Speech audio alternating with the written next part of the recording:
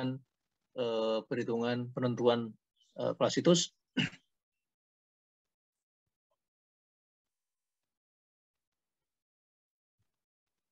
Baik, begini Putra, pada persamaan sigma DI dibagi sigma DI per NI, maka DI-nya itu adalah ketebalan, bukan kedalaman.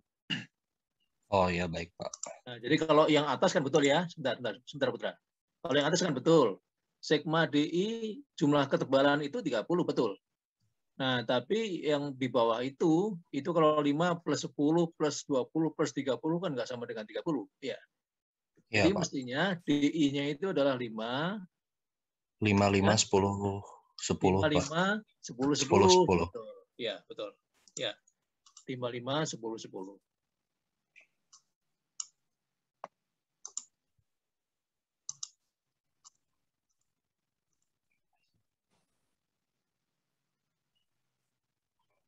Oke, nah yang bawah juga sama ya. Ya, Pak. Yang bawah juga sama, 5, 5, 10, 10.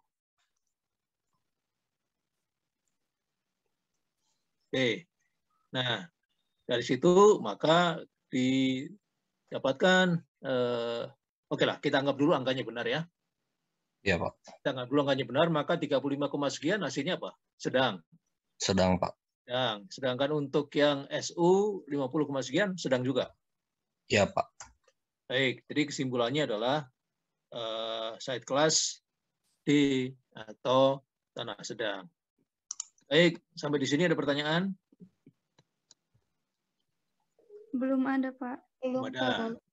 Baik, silakan ditutup Putra. Kita ganti yang Baik, lain. Pak. Terima kasih, Pak. Ya, terima kasih. Ya, siapa yang akan menampilkan respon spektranya?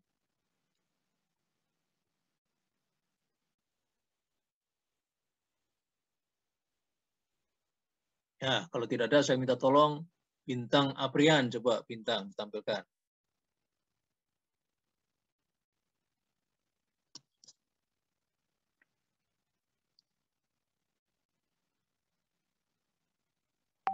Ada Bintang Aprian?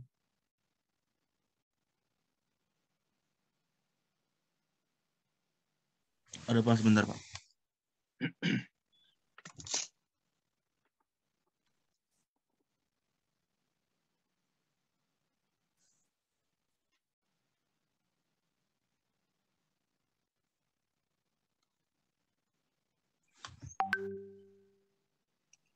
Yang dari halaman webnya itu Pak? Iya, yang di-download apa? Oh ya, ini Pak.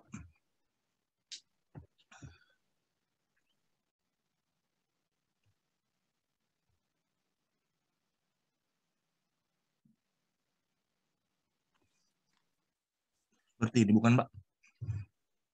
Ya, kalau diminta jangan balik nanya ya. Ya Ya yakin Pak. saja yang ini, gitu kan. Baik, Ya Pak. ini adalah untuk koordinat 6, sekian minus ya, kemudian 107 sekian. Ini juga sekitar Bandung mungkin ya. Saya kemarin nariknya di Polban Pak. Polban, baik. Kemudian sudah dihitung dengan cara yang sama dengan Putra tadi, misalnya didapatkan tanah sedang juga ya. Nah, maka inilah spektranya. Jadi garis kuning itu menunjukkan spektra desain untuk lokasi Polban yang diambil oleh Bintang tadi. Nah, yang penting dilihat pada data ini adalah, coba lihat ke bawah Bintang. Stop dulu ya. Nah, yang harus diambil adalah S1 sama dengan sekian, TL sama dengan sekian, meskipun TL kalau untuk gedung-gedung yang berlantai sampai 6 belum terpakai ya. T0 sekian, TS sekian, SDS sekian, SD1 sekian. Itu yang paling penting ya. Itu yang paling penting untuk diambil. Baik. Nah, sekarang apakah Bintang bisa menggambarkan spektra ini di Excel? Di Excel. Ya, cara menggambarkan ini kan masa mau di-copy langsung gambarnya seperti ini gitu ya, kan bisa digambar sendiri.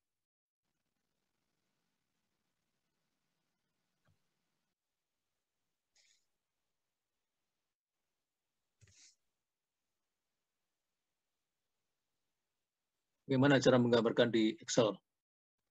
Ada yang punya ide?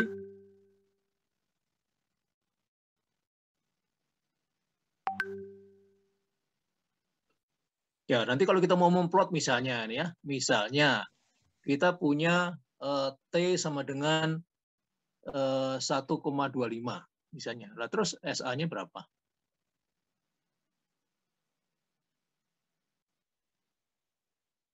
Ya kan?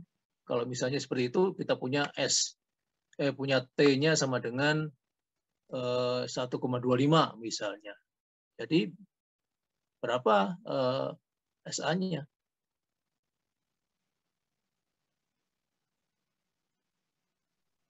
Ada rumusnya, Pak. Iya, ada rumusnya. Jadi gimana menghitungnya? S1 dikali TL per T kuadrat.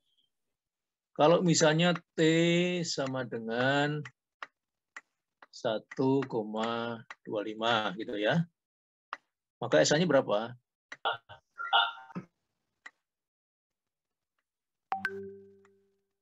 Berapa SA-nya? Coba tadi menjawab. Bintang boleh ke bawahin dikit. Buat lihat SD1-nya. Bentar ya, Pak.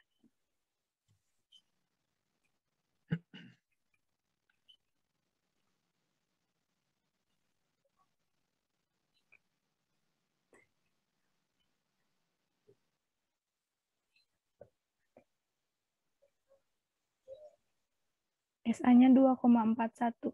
Ya, dari mana dapatnya? 0,63 dikali 6 per 1,25 kuadrat.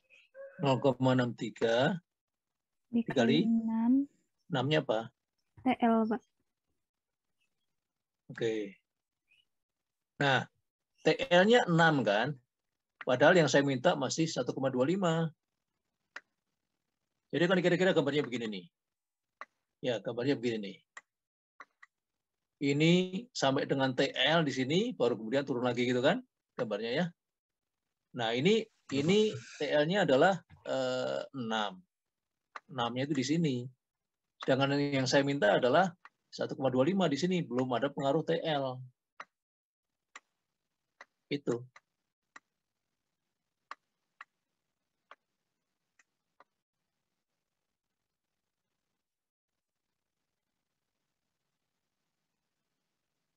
Ya. Jadi kalau di dalam grafik yang ini, ya, ini kan nilainya apa nih? TS kan? TS. Ini TL. Maka di antara TS dan TL ini, SA-nya kan sama dengan SD1 SD1 dibagi T begitu kan? Ya berarti harusnya adalah 0,63 dibagi 1,25.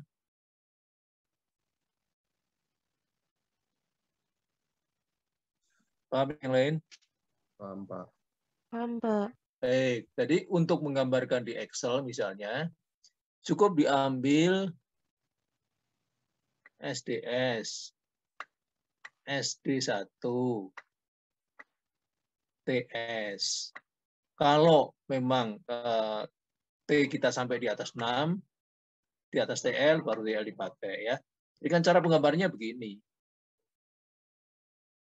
Kita plot di sini TS. Ini TS. Ini 1 detik. 1 detik. Ini 6 misalnya ya. 6. Nah, maka kita dapatkan juga SDS-nya 0, sekian ya. Ini adalah SDS. Ini SDS. Ini SD1. SD1. Ya, maka ini pasti ketemu ini titik ini kan. Ini ketemu dengan ini. Kita punya 1 titik. Kemudian ini ketemu dengan ini gitu kan. Nah. Ya. Nah, maka kita punya sekarang kurvanya adalah ini. Dan ini. Kalau misalnya dilanjutkan sampai 6, baru dia turun lagi di sini, gitu kan. Nah, ini konstan sebesar SDS. Dari 0 sampai dengan TS. Kemudian ini adalah S D1 dibagi T. Nah, kalau kita gunakan persamaan ini, ya sampai di sini nih harus ketemu ini. Kalau nggak ketemu salah berarti ya. Ini pasti ketemu nih. Gitu. Jadi kalau misalnya kita punya pertanyaan untuk T sama dengan 1,25 tadi misalnya kan, ya diplot saja T-nya 1,25-nya ke sini. Nah, maka kita dapatkan untuk 1,25 SA-nya adalah ini, gitu misalnya ya. Nah, ini kan bisa digambar sendiri di Excel. Ya, dengan persamaan yang ini kan kita bisa gambarkan di Excel. Jelas ya? Pak. Jadi jangan bingung kalau setelah dapat ini terus bagaimana memindahkannya, masa di print screen kan enggak juga ya. Ya, ambil data-data tertentu bisa dibuat sendiri grafiknya melalui Excel. Baik, terima kasih Bintang. Terima kasih, Pak. Nah, sekarang salah satu tolong tunjukkan model strukturnya, model ITEPS-nya. Ada yang siap?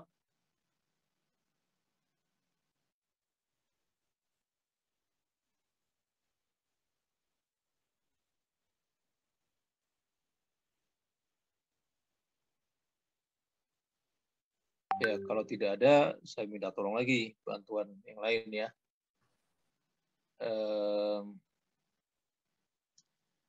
Coba saya minta tolong Salsa, coba Salsa tampilkan model ITEPS-nya. Pak, maaf, yang salah satu ITEPS-nya dari tadi di tampilan terus, Pak. Di yang pertama, pas pertama buka tuh stay di situ, bisa dibuka.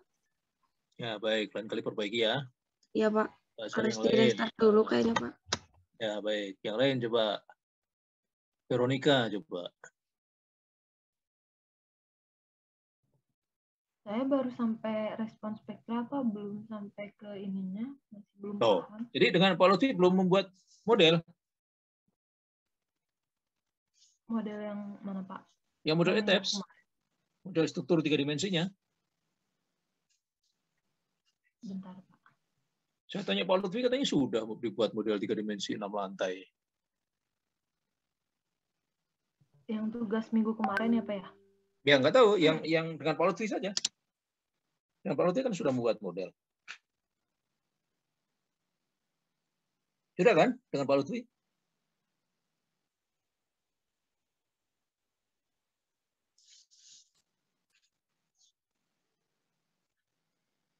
Ya, jadi tolong disiapkan ya apa yang sudah dikerjakan sebelumnya itu akan kita manfaatkan terus.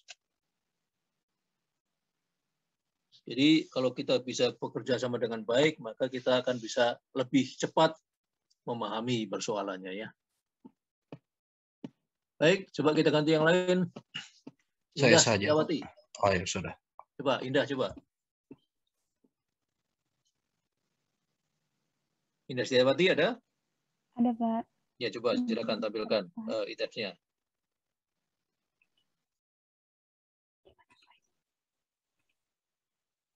Sudah terlihat, Pak? Ya, sudah. Oke, sebentar ya.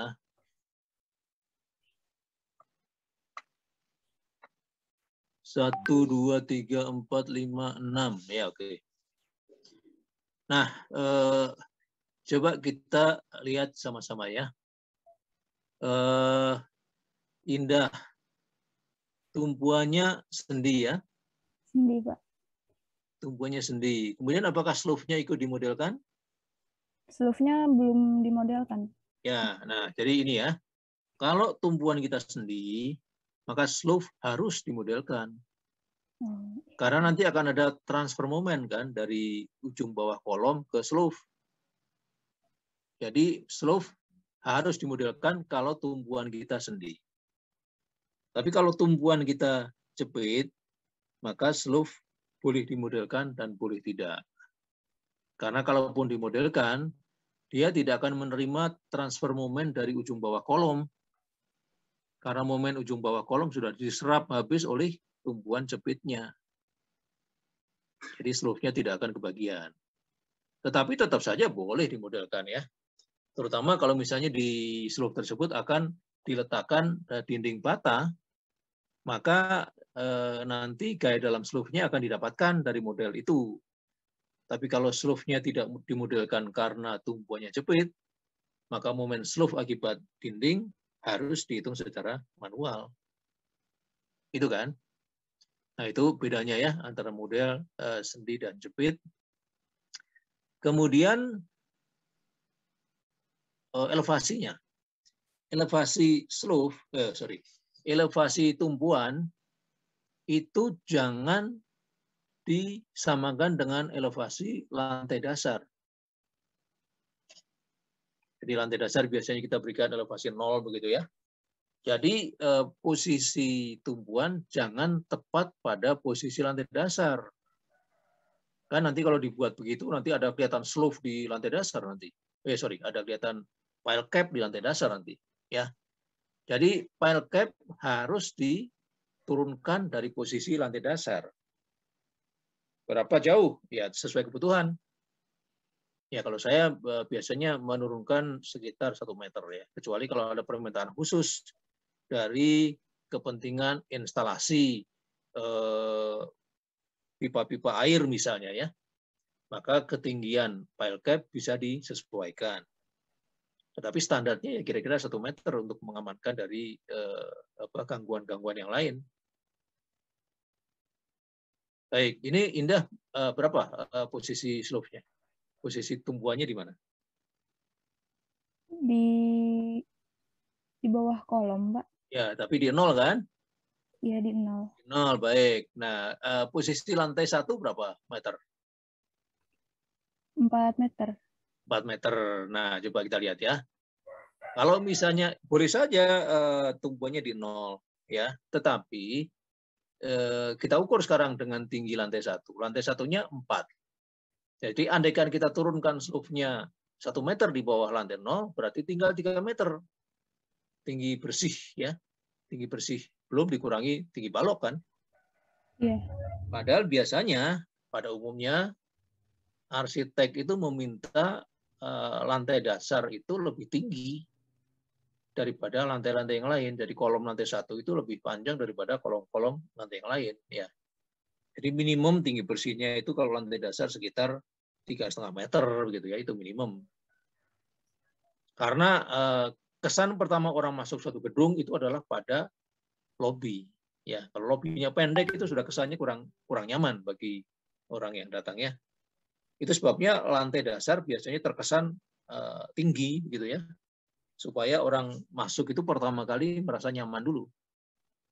Oke, nggak apa-apa. Kalau mendesain gedung yang sebenarnya, pertimbangkan itu ya. Pasti arsiteknya akan memprotes kalau terjadi seperti ini. Baik, nah, ya. Ya, baik, Pak. Oke.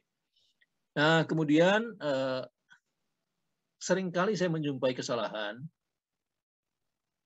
Mahasiswa itu menarik kolom misalnya itu dari tumpuan langsung ke puncak. Atau menarik balok dari ujung kiri langsung ke ujung kanan. Nah, itu adalah sebuah kesalahan yang fatal ya, fatal. Nah, tapi gambarnya Indah ini kelihatan bahwa Indah sudah menarik garis-garis kolom dan balok secara benar. Buktinya apa? Muncul kan nama-nama penambangnya setiap kolom. K1 naik, K1 lagi, dan seterusnya. Kalau ditarik satu kali dari ujung bawah ya, dari tumpuan sampai ke puncak, maka akan muncul K1-nya itu satu kali saja di tengah-tengah. Nah, tapi kelihatan ini, K1-nya muncul pada setiap lantai, berarti narik garisnya sudah betul. Begitu juga narik garis baloknya, sudah muncul di tiap-tiap bentang ya, nama baloknya B1, B1, dan seterusnya. Baik. Nah, kemudian coba tunjukkan denah lantainya.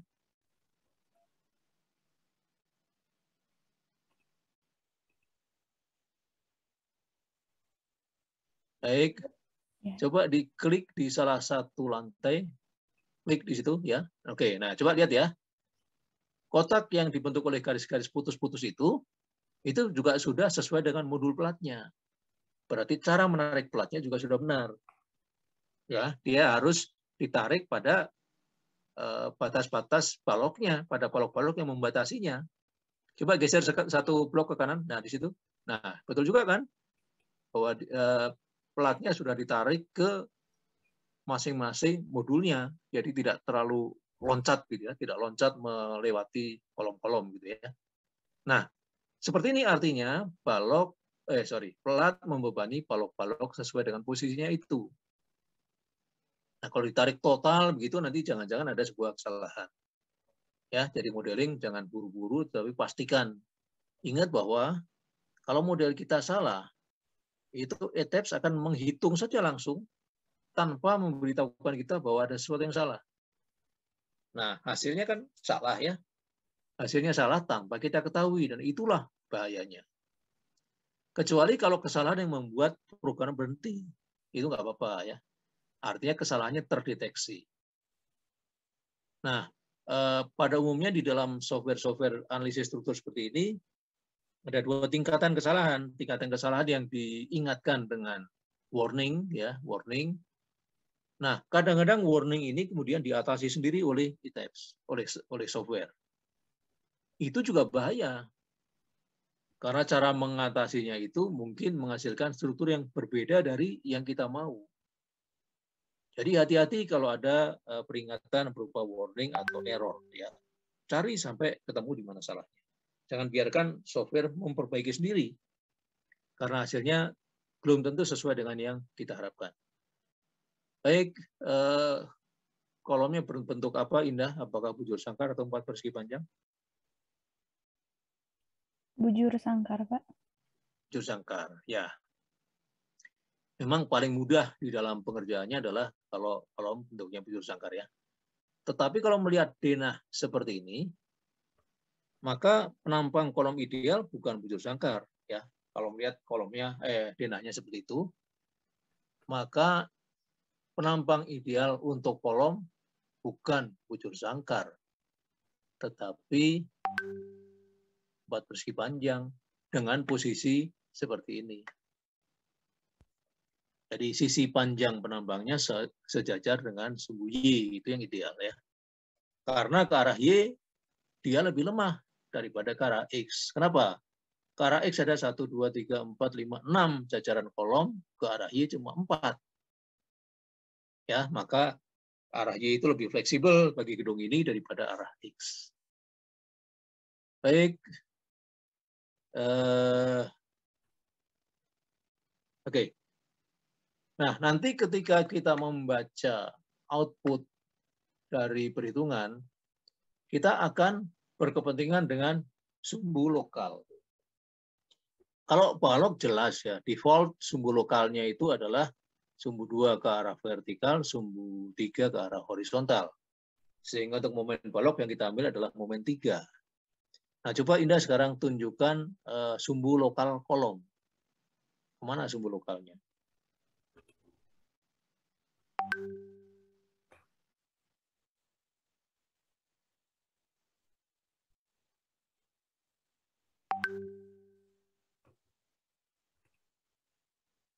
Bentar. Betul tadi, betul. Tinggal dimodifikasi sedikit. Betul tadi perintahnya. Udah benar. Tadi apa tadi? Checklist. Ya. Coba klik objek assignment-nya di atas. Nah, itu udah local access ya. Ya, betul. Udah.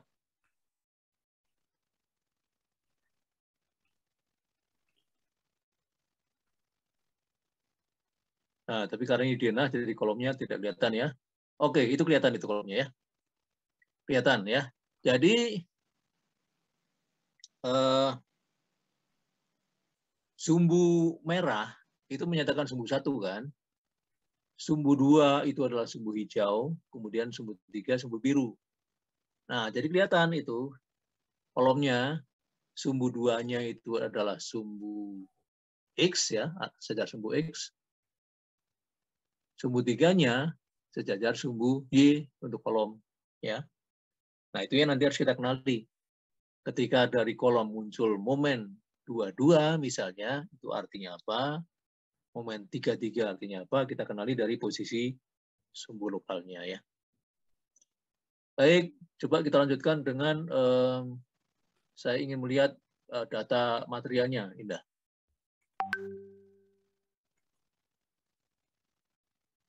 Baru dibuat beton FC30, Pak. Ya nggak apa-apa, coba kita lihat. Baik, sebentar ya. Nah, coba perhatikan ya, perhatikan di sini.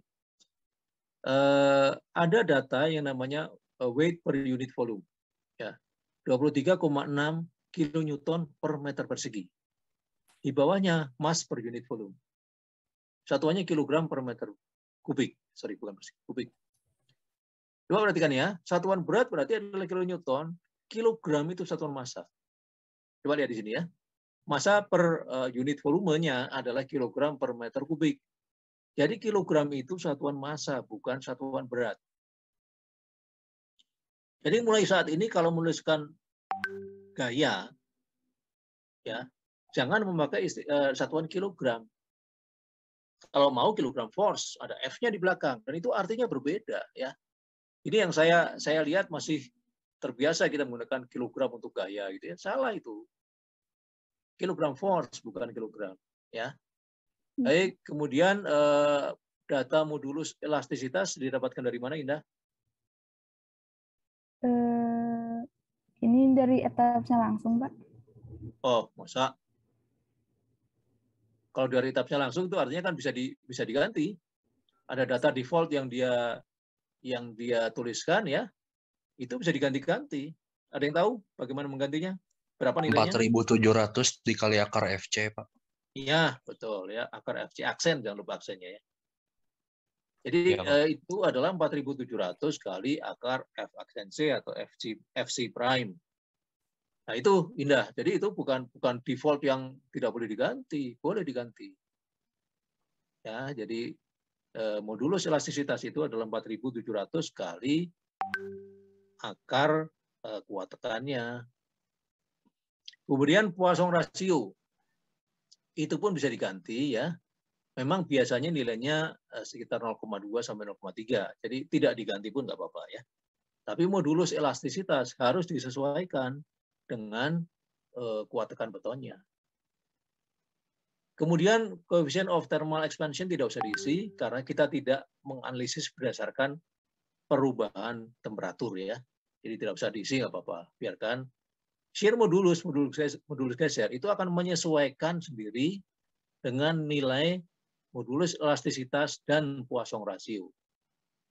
Jadi kalau salah satu diganti, G-nya akan berganti. Coba diganti sekarang 0,3 itu Poisson rasionya. Yaitu 0,3. Nah, berubah kan? Karena modulus geser atau shear modulus itu rumusnya adalah E modulus elastisitas dibagi 2 kali dalam kurung 1 plus Poisson rasio. Jadi otomatis shear modulusnya akan menyesuaikan ya. Baik. Nah, sementara data material kembalikan lagi 0,2 Indah.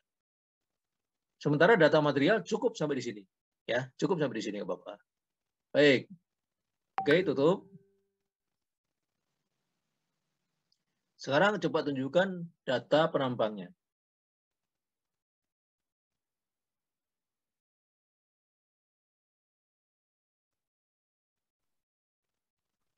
Kalau satu dulu ya, Pak. Ya. Baik, nah perhatikan ya, ini materialnya namanya beton. Kemudian ukurannya 400 kali 700, sumbu 3-nya default horizontal ya, sumbu 2-nya vertikal. Penampang yang dipilih adalah penampang persegi, bukan balok T. Boleh ya. Tapi seperti sudah pernah saya sampaikan, maka sifat balok perseginya ini tetap harus dijaga, jangan sampai berubah menjadi balok T. Artinya jangan sampai ada tulangan-tulangan di daerah lebar efektif pelat yang kemudian bekerja seperti tulangan balok. Artinya di dalam pengerjaan tulangan pelat nanti jangan ada panjang penyaluran yang mengakibatkan tulangan pelat di daerah lebar efektif bekerja seperti tulangan balok T. Kalau itu yang kita pilih ya. Kalau itu yang kita pilih. Boleh, mau balok T boleh, balok persegi boleh, tetapi ada konsekuensinya. Nah, sekarang kita mengantisipasi ketika terjadi keretakan pada balok beton ini. Maka pada saat itu momen inersia balok akan terreduksi akibat adanya keretakan. Nah, apakah sudah dilakukan reduksinya, Indah? Belum, Pak.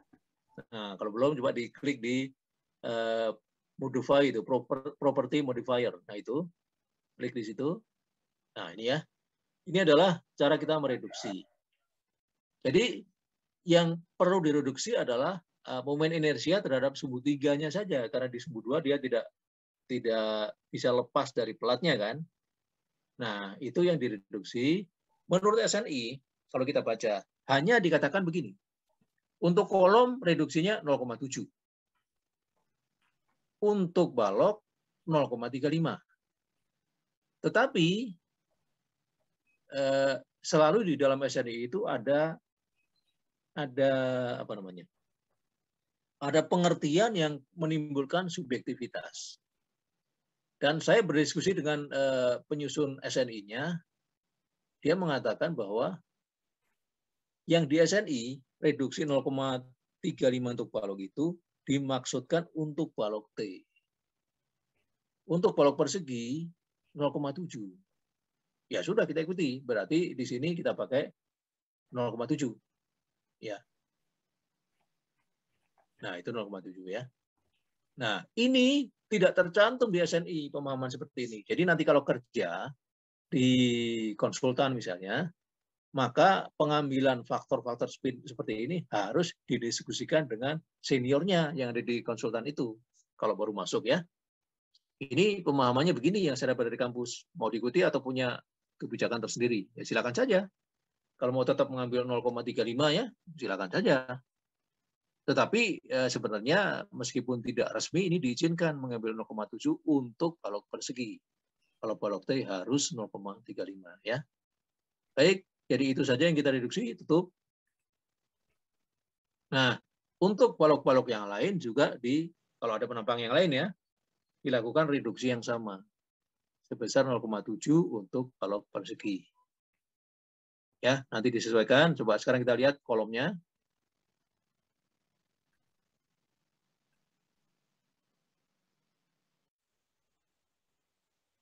Kolom ukurannya 600 kali 600. Nah, sama. Di sini juga ada reduksi 0,7.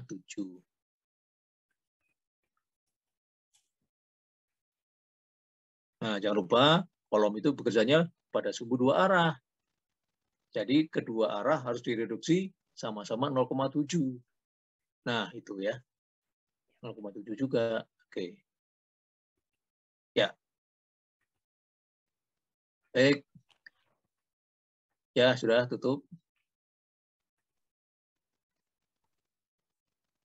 Nah, apakah Indah sudah membuat model diafragma?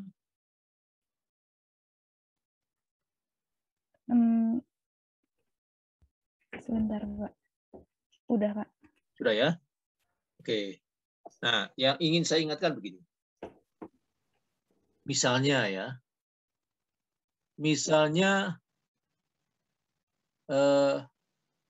Indah membuat voidnya di sini, misalnya ya, voidnya di sini. Maka berarti titik ini tidak terhubung dengan plat ke titik-titik yang lain ya. Jadi berarti titik ini tidak ikut dipegang oleh diafragma. Kalau terjadi void-nya di sini, ya. Jadi titik ini lepas, tidak ikut diafragma. Jadi yang diklik ketika membuat diafragma ya berarti ini saja. Nah, ya, ini yang satu kolom itu tidak ikut kalau ada void di situ. Nah, ini pun yang seperti ini tidak diatur di SNI. Itu kita pakai logika kan. Di situ kan tidak diikat pelat, jadi masa dihubungkan dengan diafragma, nah itu enggak ya.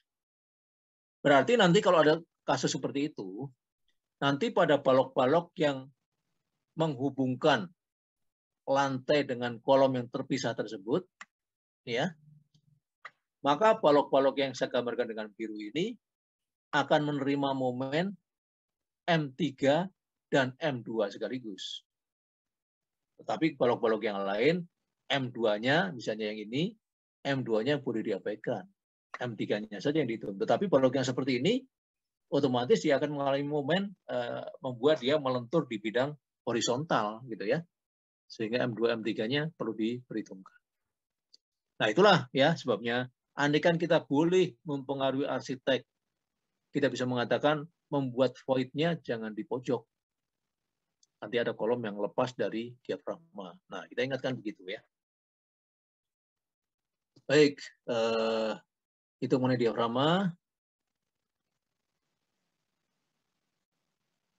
Kemudian apa lagi? Oke, saya kira untuk geometri itu yang penting. Mungkin ada pertanyaan dari Indah atau yang lain? Bapak mau bertanya? Ya. Tadi kan Bapak menjelaskan tentang diafragma tuh, kalau ada void itu sebaiknya jangan di pojok. Kalau misalkan desain kalau yang saya tuh udah ada di pojok gitu Pak voidnya, nggak apa-apa atau dirubah? Ya nggak apa-apa, tetapi satu kolom yang di ujung itu, yang di sudut itu jangan dikaitkan dengan diafragma. Nggak apa-apa. Oke Pak. Ya, yang lain? Memang suatu ketika kita tetap harus mengalah gitu ya kepada arsitek ya. Karena kalau kita tidak bisa berkompromi juga kurang bagus juga. Artinya kita harus bisa menyelesaikan tantangan-tantangan seperti itu. Kalau ada alasan yang masuk akal ya, sehingga void-nya harus tetap di daerah situ, ya sudah berarti balok-baloknya harus kita amankan. Kan begitu saja ya. Balok-balok yang menghubungkan ke kolom sudut tersebut, itu harus diamankan dengan tulangan-tulangan samping. Karena dia melentur di bidang horizontal juga. Itu saja konsekuensinya. Artinya apa? Sedikit lebih mahal, itu saja ya. Bukan berarti tidak bisa. Bisa, tetapi sedikit lebih mahal. Baik, ada lagi?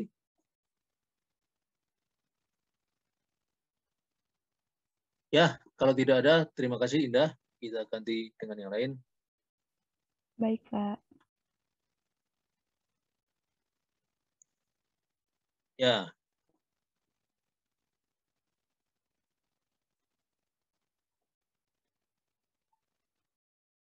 Ya nggak apa-apa, ini untuk pengetahuan saja ya. Nanti kalau bekerja menghadapi proyek yang sebenarnya itu file cap-nya itu harus diturunkan di dalam model ITAPS-nya. Itu kan berarti pada level lantai dasar kan? Ya, yang dibuat Indah tadi kan pada level lantai dasar. Masa nanti kita masuk ruangan langsung melihat file cap di lantai gitu kan? Nah, jadi harus kita turunkan. Kalau sekarang untuk tugas, oke, nggak apa-apa. Ya.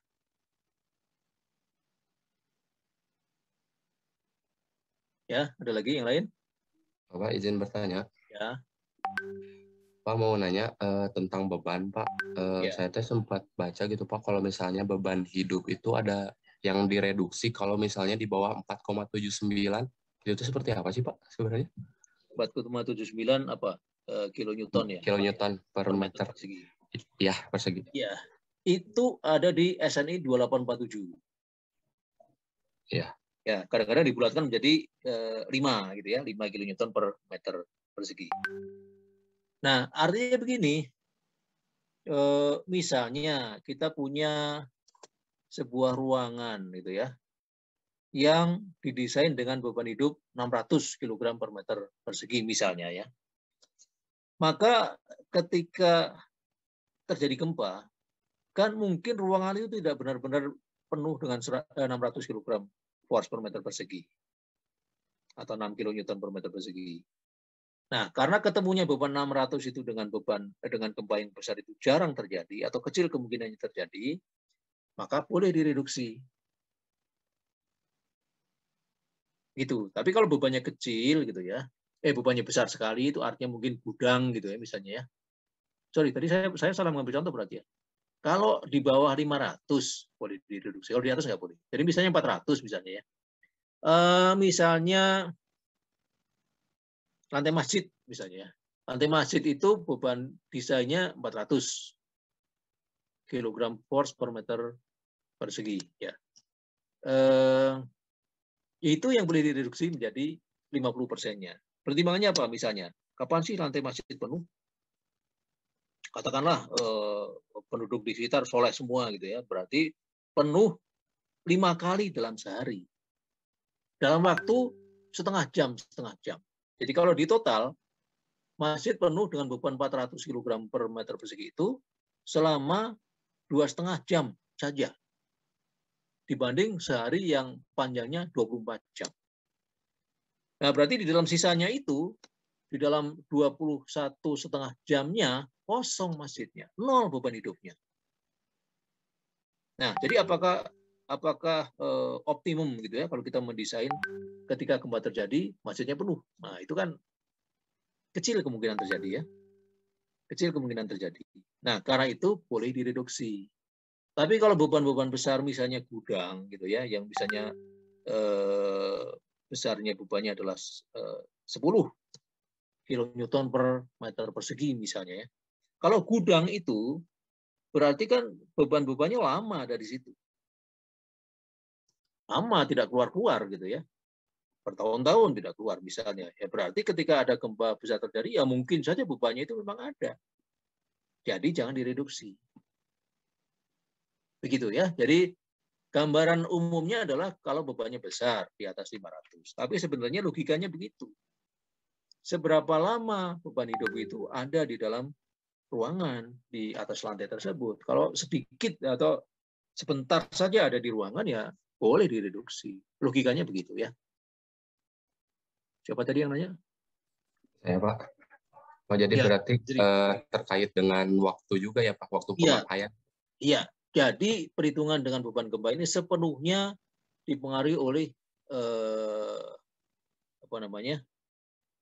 teori probabilitas, kemungkinan-kemungkinan. Sepenuhnya didasarkan pada prinsip itu. Jadi kalau kemungkinannya kecil, contoh misalnya itu tadi ya, beban gempa tidak pernah dikombinasikan dengan beban air hujan, dengan beban angin. Tidak pernah ada SNI mengkombinasikan beban itu. Kalau angin dan hujan, iya. Tapi kalau gempa dengan hujan, gempa dengan angin, tidak pernah dikombinasikan. Ya, dengan anggapan dua peristiwa alam yang besar terjadi bersamaan, itu kecil kemungkinannya. Kecuali hujan dan angin, karena itu dua-duanya dipengaruhi oleh cuaca. Gitu ya.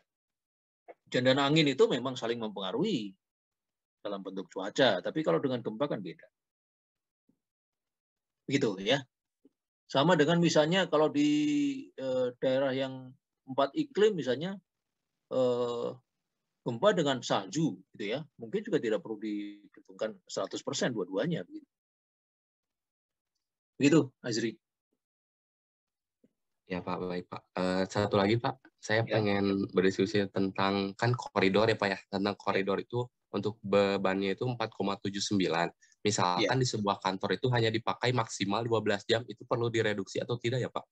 Nah, kalau sekarang kita bandingkan, kenapa beban ruangannya, berapa beban ruangannya? Koridor itu 4,79 Pak, kilometer. Beban ruangan lain 2,5? Oh, beban ruangan lainnya cuma 2,4 Pak. 2,4 ya. Iya.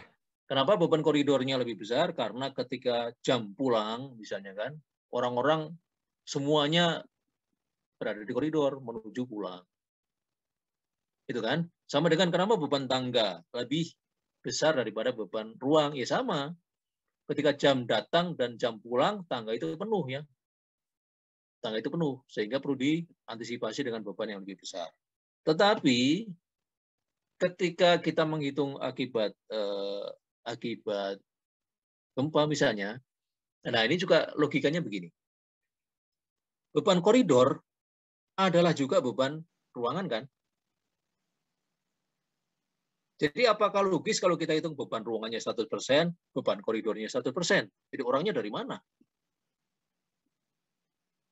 Ya kan? Jadi ketika koridornya penuh, berarti ruangannya kosong. Dan sebaliknya. Nah, karena itu ketika ada beban gempa, ya sangat logis kalau beban koridor direduksi.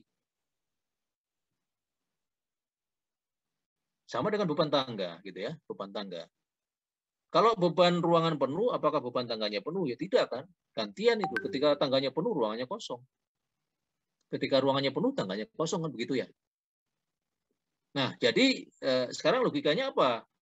Kalau misalnya kita berpikir begini, ketika ada gempa, semua orang pengen lari keluar, berarti koridornya penuh, ruangannya kosong, kan begitu ya. Berarti ruangannya direduksi, koridornya tidak, kan begitu, Azri? Ya, Pak. Nah, yang seperti ini pun tidak diatur detail di dalam SNI. Karena kan sekarang begini sebenarnya ya, petunjuk keamanannya ketika ada gempa tidak disarankan lari keluar, terutama di gedung-gedung tinggi, gitu ya. Tapi mencari perlindungan di dalam ruangan itu. Karena kalau kita lari keluar, justru kita terekspos dari benda-benda yang jatuh, gitu ya. Sementara ketika kita mencapai tangga, gitu ya, mungkin gempanya sudah berhenti. Mungkin gempanya sudah berhenti. Jadi misalnya kita di lantai 10, mau lari kemana, gitu ya? Mau lari kemana ya? Carilah perlindungan di ruangan itu. Nah, kecuali kalau kita di lantai dasar, ya masih mungkin kita lari keluar ya.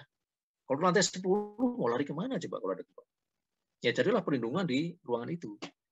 Gitu. Jadi kita pakai logika, kalau memang kita beranggapan orang masih cenderung lari keluar ketika ada gempa, ya berarti beban koridornya jangan direduksi. Tapi beban ruangannya direduksi. Gitu, Azri. Nah, yang semacam ini tetap saja ada kemungkinan subjektivitas ketika kita melakukan analisis. Karena itu tadi saran saya. Kalau sebagai lulusan yang baru masuk ke sebuah konsultan gitu ya,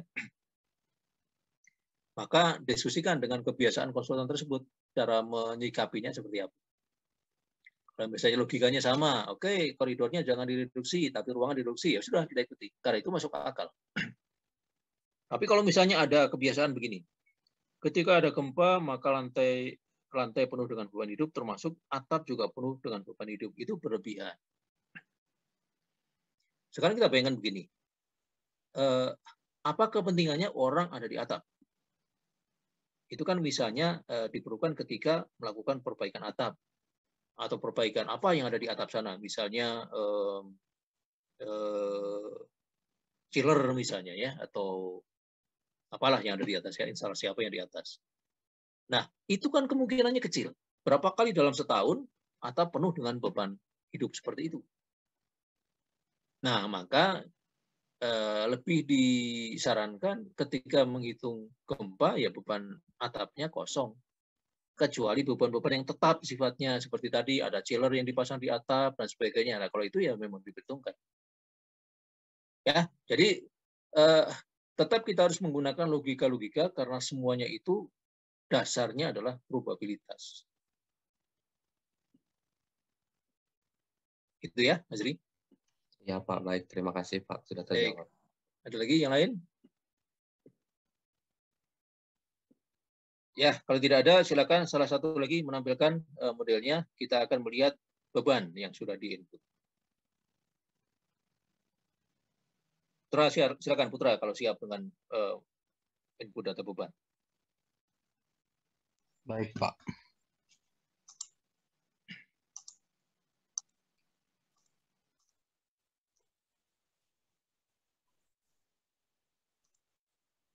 Sudah terlihat, Pak.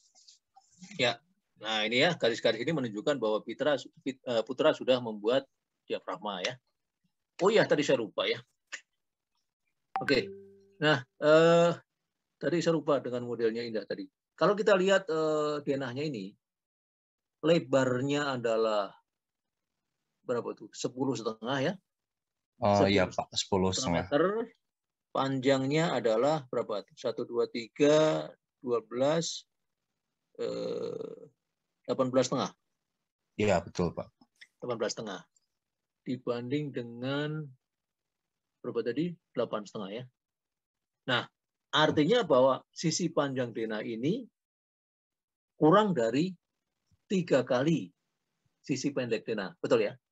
Betul Pak. Karena kalau sisi pendeknya kan berapa tuh? 10,5 kali 3 kan 30 10,5. lebih. 30 Iya, Pak. lebih.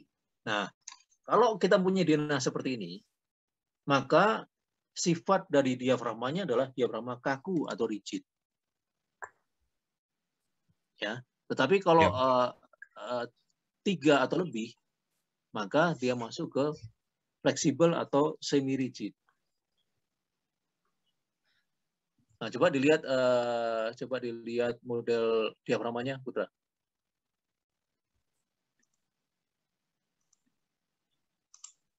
Nah, coba dimodify. Nah, itu kan ada pilihan ya, rigid Iya, dan Pak. semi rigid kan. Nah, ini Putra sudah betul memilih rigid karena rasio denah ya, panjang dan pendeknya itu kurang dari 3. Jadi betul sudah memilih rigid. Oke, tutup. Nah, coba sekarang dilihat load pattern-nya dulu. Beban apa saja yang sudah disiapkan? Beban mati, beban hidup, beban mati 1 apa namanya? Nggak apa itu biar terkadang saya kalau misalkan mau buat load combination tuh suka gak muncul Pak, jadi saya bikin cadangannya gitu Pak. Oke. Beban mati 1 tetap dengan self weight multiplier 1 ya. Betul, oke. Iya Pak. Beban hidup itu juga sama cadangan ya? Iya Pak. Oke. Nah, yang belum ada, sorry. Beban mati tambahan itu tipenya bukan dead load. Iya Pak. Ya, supaya jangan bingung ya. Namanya adalah superimposed dead load atau super dead lah menurut saya. Oke. Nah, sekarang kita harus menambahkan beban gempanya, yaitu gempa arah X dan gempa arah Y.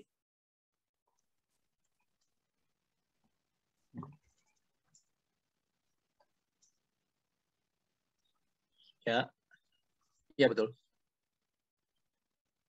Oke, tambahkan. Nah, satu lagi arah Y. Ya. Ya, oke. Ya, betul. Sekarang kita lihat load case-nya.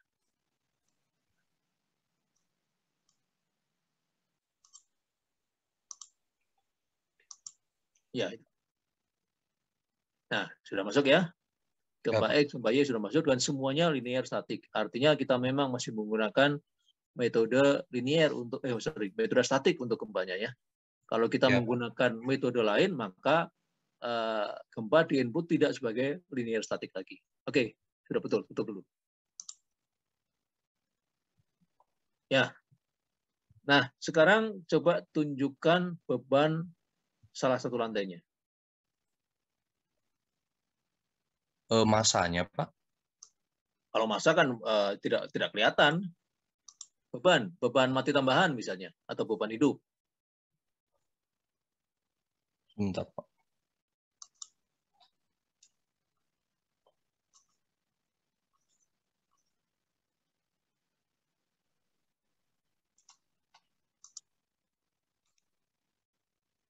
Ini Pak, seperti ini Pak. Jadi itu adalah beban hidup 2,4 ya. Kemudian beban mati tambahan 0,7. Oke. Beban mati tambahnya dari mana dapatnya 0,7? Itu tuh dari misalkan kayak tebal adukan, penutup lantai, gantungan plafon, rangka plafon dan plafonnya Pak. Ya. Baik, nanti angkanya disesuaikan dengan SNI 1727 ya. Iya Pak. Ya. Boleh cara memeriksa dengan seperti itu boleh, atau boleh juga dengan display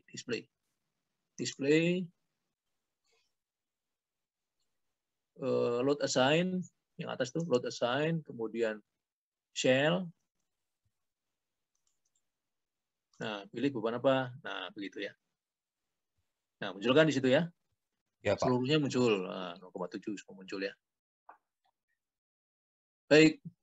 Sekarang ini superimpose dead load untuk dindingnya. Nah, sekarang superimpose dead load yang bekerja di balok. Coba ditunjukkan. Berarti di Windows yang kanan.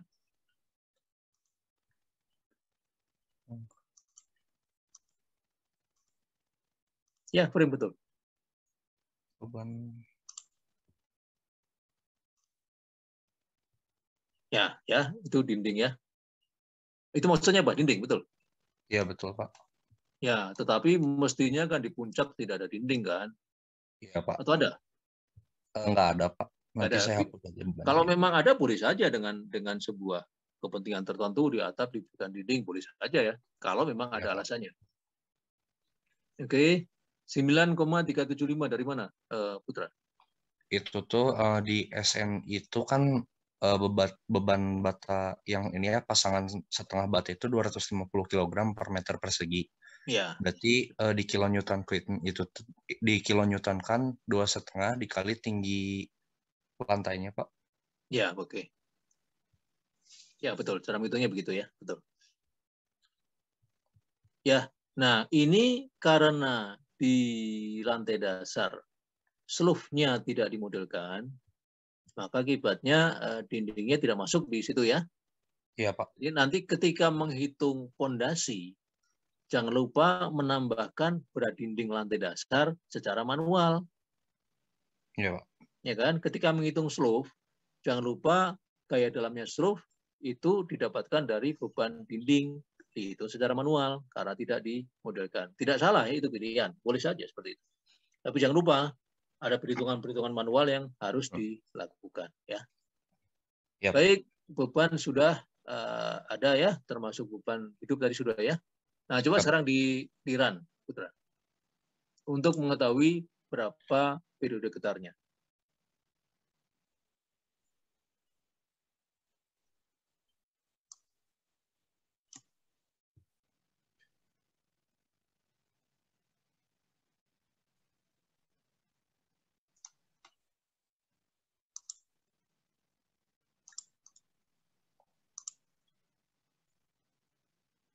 Ini, Pak. 1,252. 2,2. Ya. Mana arahnya? Ke arah sumbu Y, Pak. Sumbu Y, baik. Nah, ini bisa menjadi salah satu tolok ukur apakah model kita benar ya. Karena ada yang nanya ke saya begini ketika membuat model, Pak, periode getar saya 1000 detik, Pak. Nah, itu pasti salah gitu ya. Angkanya tidak logis kan, 1000 detik tidak logis. Ya, tapi kalau 1, gitu ya, besar-besarnya sampai 5 misalnya, itu masih logis ya. Tetapi kalau sampai sebesar itu pasti ada yang salah. Dan kadang-kadang kesalahannya bisa dilihat ketika kita melakukan animasi terhadap gerakannya. Ada gerakan yang aneh, nah itu akan kelihatan. Itulah penyebabnya. Atau kadang-kadang begini, yang kita inginkan dengan periode getar ini adalah periode getar seluruh gedung, ya, seluruh bagian dari gedung. Tetapi kadang-kadang terjadi begini, ada satu balok yang salah gitu ya, sehingga ketika digetarkan balok itu sendirian yang bergetar. Maka logis kalau T-nya menjadi besar sekali karena balok kan kekakuannya kecil ya kalau dia sendirian gitu kan. Yep. Nah, itu terjadi. Ternyata ketika dilihat animasinya yang bergetar sebuah balok sendirian. Oh iyalah, tentu saja dia mempunyai periode getar yang sangat besar ya. Nah, kalau seperti ini kan kelihatan ya. Jadi gunanya animasi adalah untuk melihat adakah gerakan yang aneh atau tidak. Nah, kalau seperti ini sudah bagus. Jadi wajar kalau periodenya juga dekat-dekat dengan yang benar gitu ya. 1, 2, 3, 4, 5, 6. 6 lantai. Ya, 6 lantai ya? Iya, Pak. 6 lantai itu sekitar 0,6. Tetapi kalau ini 2 kali masih logis, masih nggak apa-apa. Karena pasti hasil ITEPS itu, hampir pasti ya, lebih besar daripada perhitungan empirisnya SNI. Karena ITEPS mengabaikan pengaruh dinding terhadap kekakuan. Oke. Nomor 2-nya.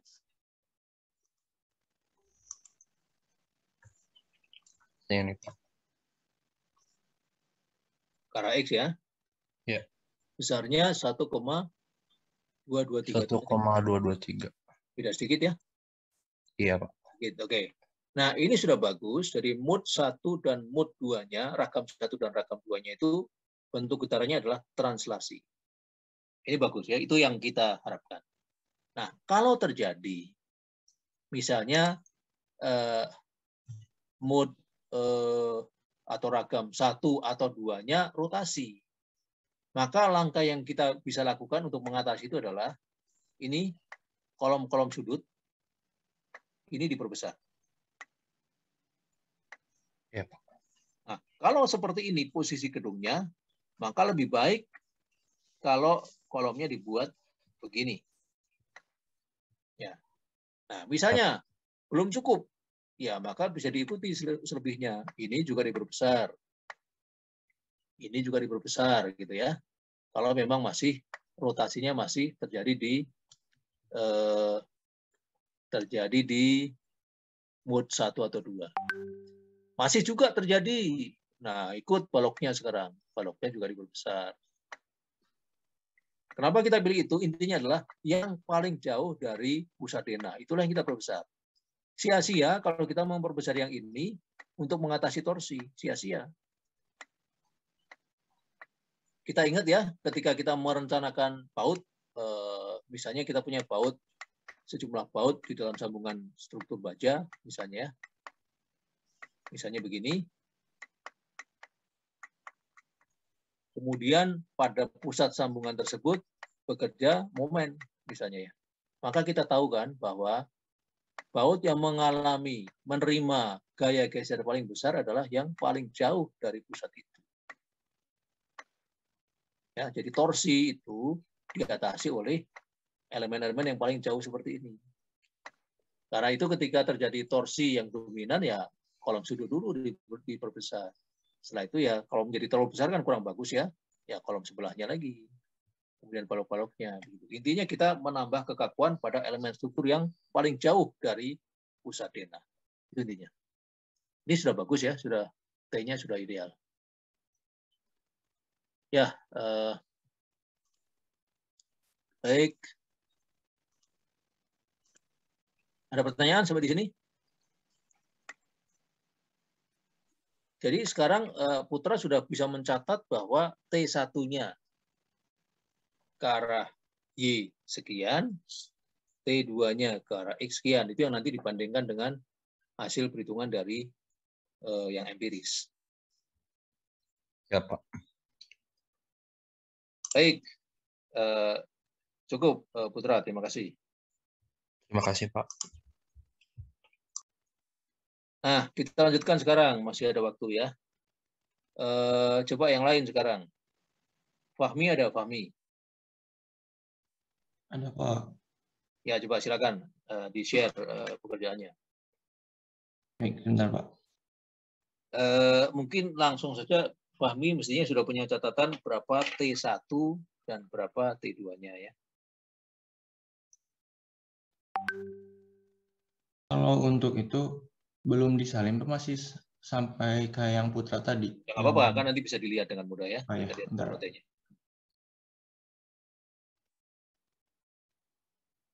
Oh, ada yang mau tanya ya? Siapa ini yang mau tanya nih? Siapa yang raise hand? Nggak ada? Nggak ada, Pak. Oke. Baik, kita lihat.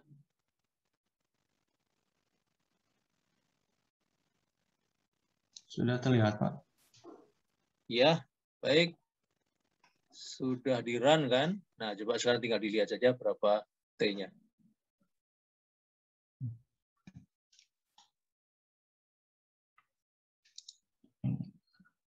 Mood 1 0,458. Oke, ya itu yang dicatat. Siapa tadi? Saya lupa namanya. Fahmi, Pak. Fahmi ya. Fahmi. Jadi T1-nya adalah 0,458. Kemudian T2-nya berapa? Ini ngalangin.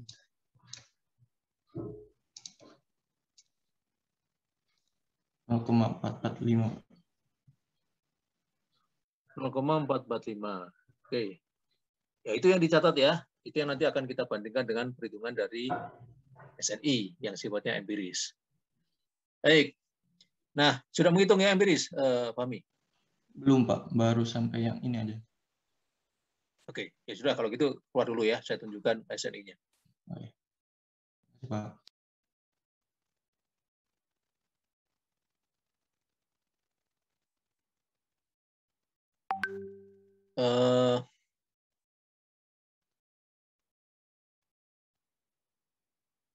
Ya, coba kita lihat SNI-nya.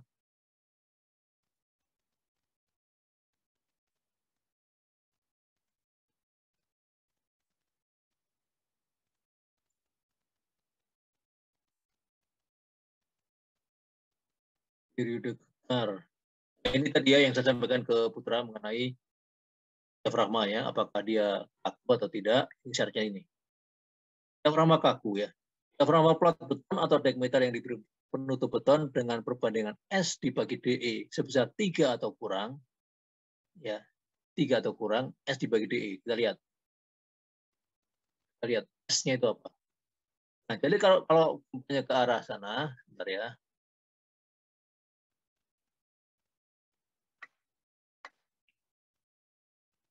Kalau gembanya ke arah sini, maka yang tegak lurus itu disebut S. Kalau gembanya ke arah sana, maka ini S-nya. Nah, jadi denah tegak lurus gempa dibagi yang searah gempa, kalau 3 atau kurang, maka diafragmanya disebut diafragma kaku. Jadi kan ada dua pilihan ya, rigid dan semi-rigid. Ya. Nah, tetapi yang diminta oleh ITEPS itu hanya satu.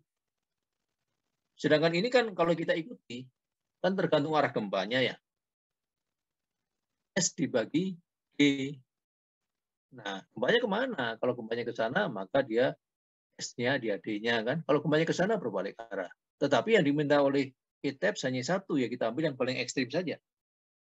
Jadi S-nya kita ambil dari sisi panjang denah, dan D-nya adalah sisi pendek denah. Itu saja yang kita lakukan ya. Satu nilai kita inputkan ke dalam ITEPS. Baik, kemudian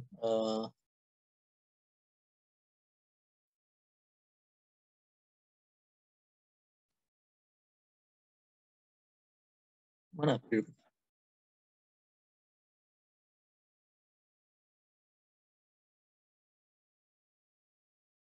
Nah ini ya, ini periodenya nih. Jadi tadi kami sudah memiliki T1 dan T2 sekian. Maka kita bandingkan dengan ini dulu. Kita menghitung sekarang, berapa TA-nya. TA sama dengan CT kali HN pangkat X. Nah, CT-nya ini. Lihat sekarang, rangka kita adalah beton ya. Kita lihat yang pertama. Sistem rangka pemikul momen di mana rangka memikul 100% gaya seismik. Ya, ini kan. Dan tidak dilingkupi atau dihubungkan dengan komponen yang lebih kaku, maksudnya dinding geser atau bracing. Berarti ini struktur kita ya.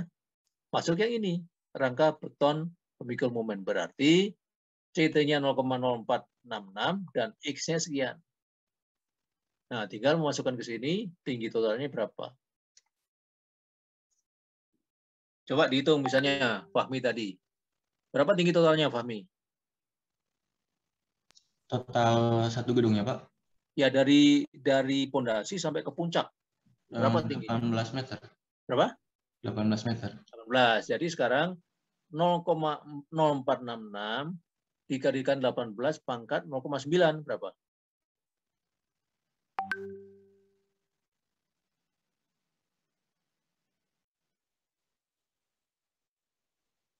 Itu 0,466 dikali 18 pangkat berapa? 0,0466 dikalikan 18 pangkat 0,9.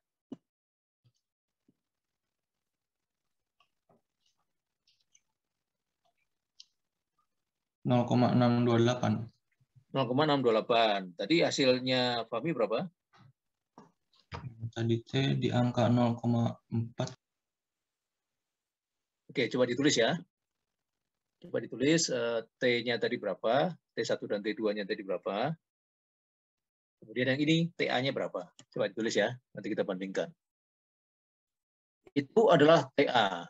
Kemudian T maksimumnya adalah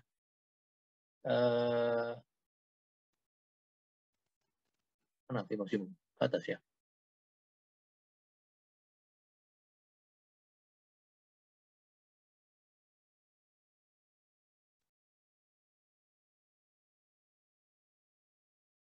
Ini TT, kemudian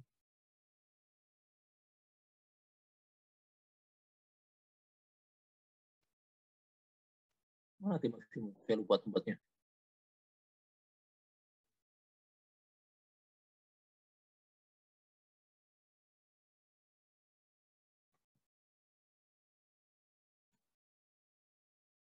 Coba ya, saya lihat di PowerPoint-nya dulu ya. Bentar.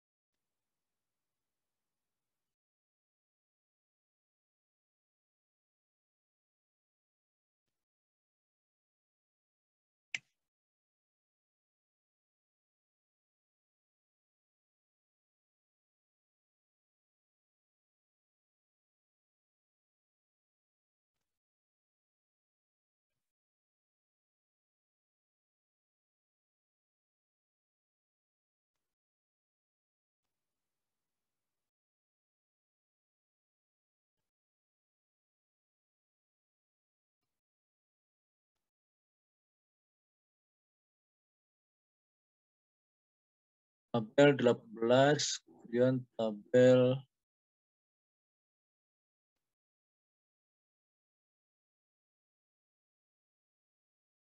17. Ya, dia ada di tabel 17.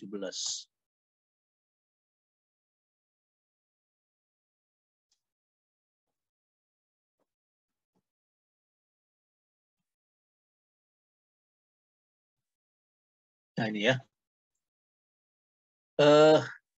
Fahmi, berapa SD1-nya, Fahmi? Bentar, SD1-nya tuh 0,766, Pak. 0,766. Oke, sebentar ya.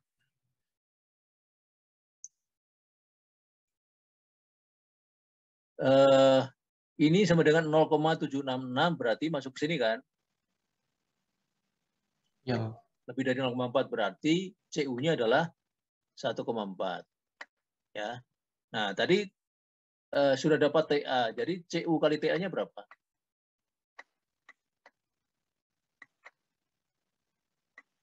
$0,88. 0,88 detik. Oke. Nah, tadi T hasilnya ITEPS berapa? Yang mana, Pak? T hasil ITEPS tadi, yang arah X maupun arah Y berapa? Oh, bentar. Jadi tadi kan dari ITEPS kita punya T untuk arah X kan. Kemudian ada T untuk arah Y.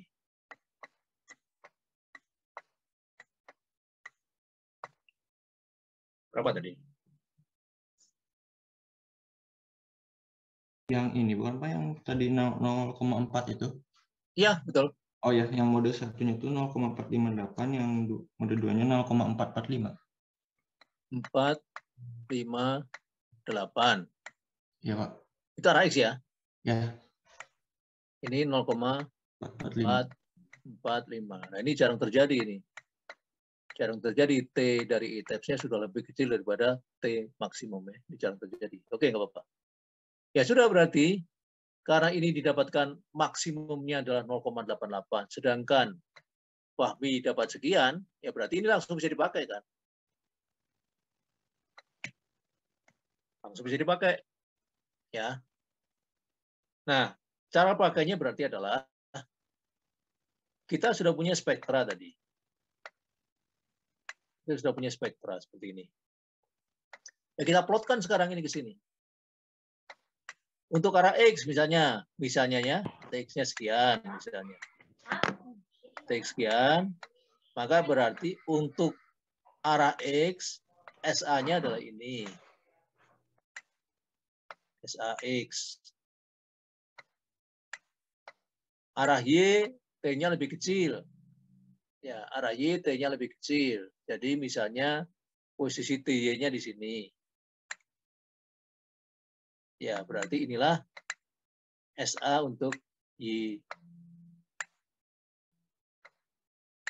Gitu. Sampai di sini ada pertanyaan?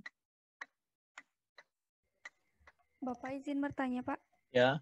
Kalau yang saya tuh, yang arah X sama T yang dari hasil ITEPS-nya tuh lebih besar daripada T-max. Berarti untuk arah Y sama arah X sama-sama yang dipakainya T-max kan, Pak? Betul.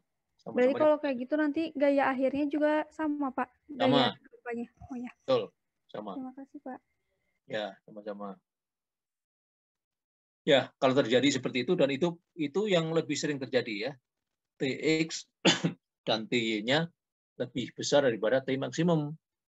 Kalau seperti itu, maka dipakai T maksimumnya otomatis menjadi sama itu nanti kayak gempa arah X dan arah Y. Baik, ada lagi pertanyaan?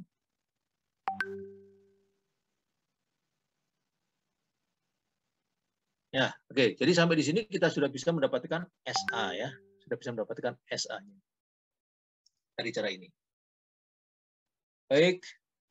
Coba kemudian salah satu lagi menampilkan ITEPS-nya.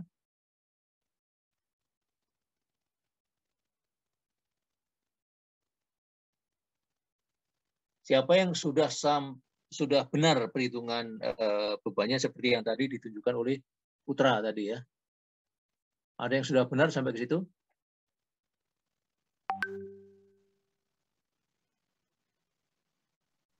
Saya belum, Pak. Belum ya. Baik, kalau gitu terpaksa Putra lagi. Coba Putra, tampilkan ITEPS-nya. Baik, Pak.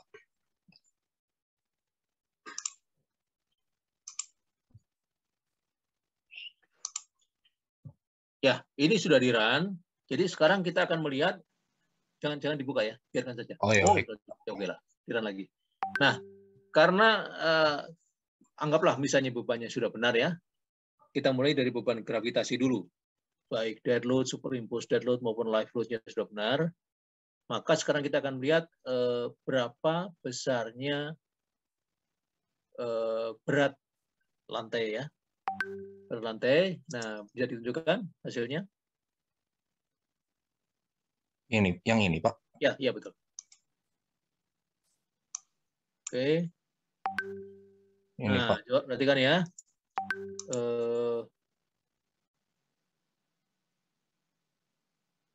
Coba ditunjukkan lengkap semua lantai.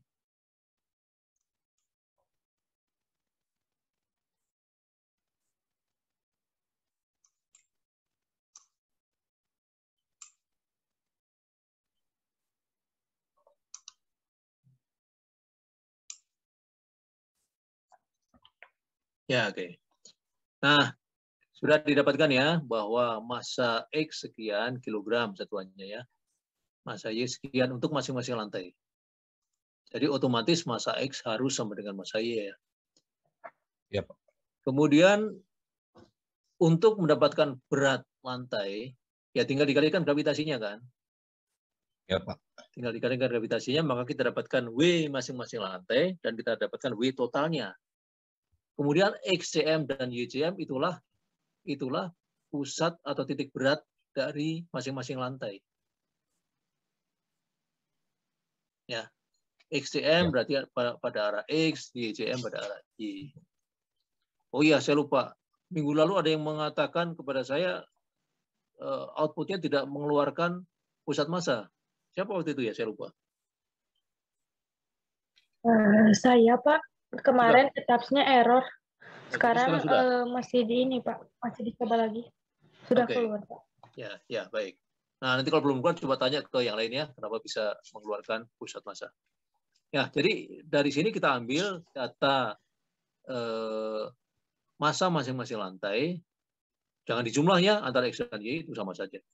Jadi, ambil salah satu. Kemudian pusat massanya catat, itulah nanti tempat yang akan kita bebani dengan gaya gempa. Oke. Baik, setelah dicatat, kemudian dilakukan perhitungan secara manual ya. Manual, ya Pak. Secara manual, berapa berat masing-masing lantai. Oke, keluar dari sini, Putra. Terima kasih. Baik Pak. Nah, ya sudah, berarti tinggal menghitung secara manual ya. Dengan cara ini, seperti yang sudah kita bahas.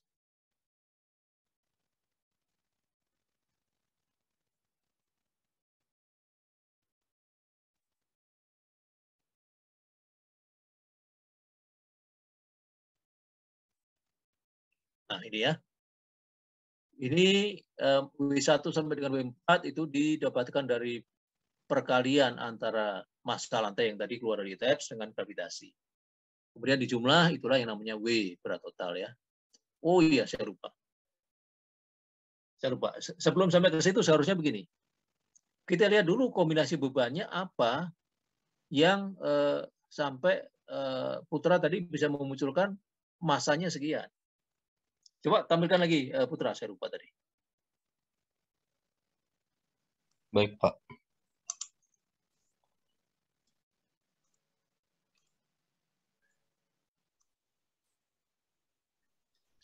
Ini, Coba Pak. saya ingin lihat lagi nama-nama bebannya. Load pattern. Dari load pattern. Ya. Oke. Jadi ada nama beban hidup. Nah, oke. Nah, di sini sampai di sini nggak apa-apa dulu ya. Tapi saya akan tunjukkan kekurangannya. Putra hanya menuliskan beban hidup. Dan beban hidup satu yang maksudnya untuk cadangan ya.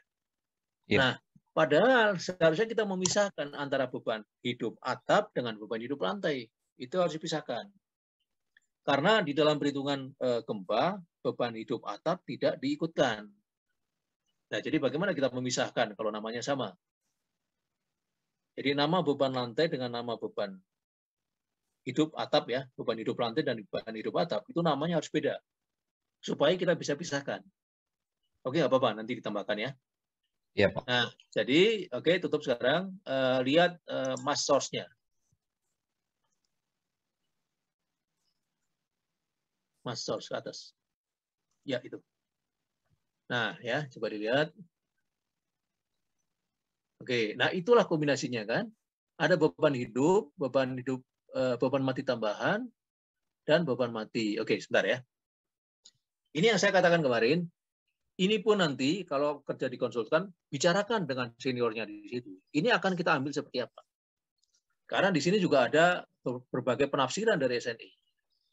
Kalau yang kita bahas kemarin kan bahwa beban mati saja ditunjukkan kan, berarti kan satu ya.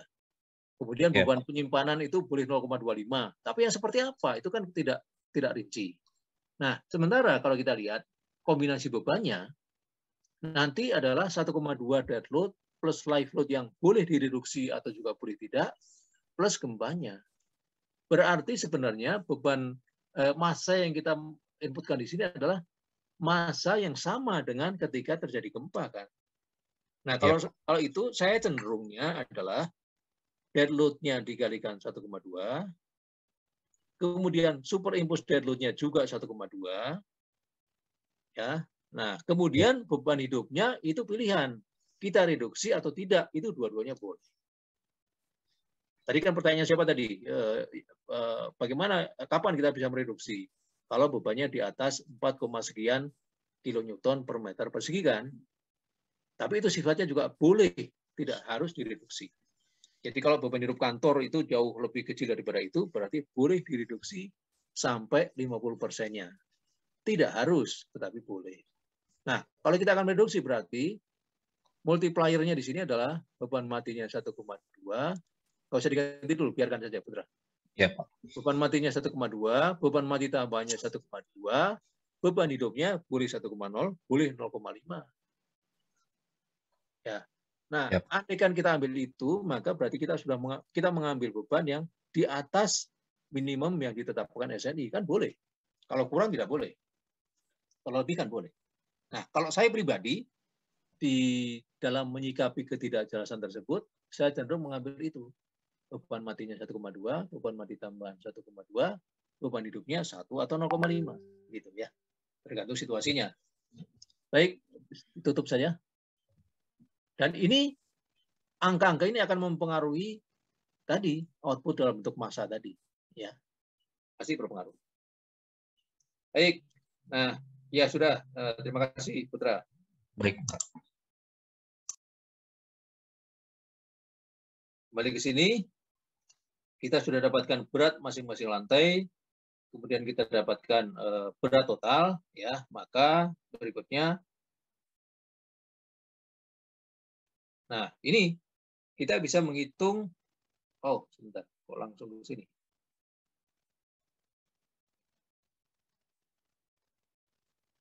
Oh, yang di atas dulu ya. Penjelasan per. Nah ini.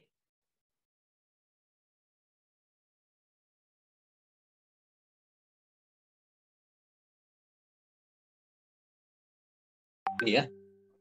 Jadi sekarang kita sudah bisa menghitung gaya geser dasar seismiknya atau V. Setelah kita dapatkan itu tadi semua ya. W sudah kita dapatkan. Ya, barusan kita lihat sudah ada output berupa W. Nah, tinggal sekarang berapa CS-nya ya. Berapa CS-nya.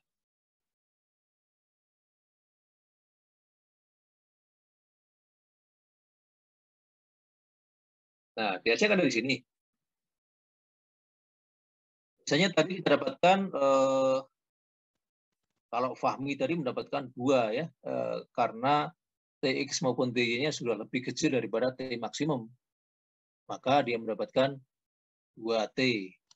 Pertama, X-nya lebih besar misalnya ya. Maka inilah SA-nya untuk arah X. Kemudian yang Y-nya lebih kecil, berarti yang besar ini adalah SA untuk arah Y yang ini ya. Ini arah Y, ini arah X. Itu SA-nya. Ya.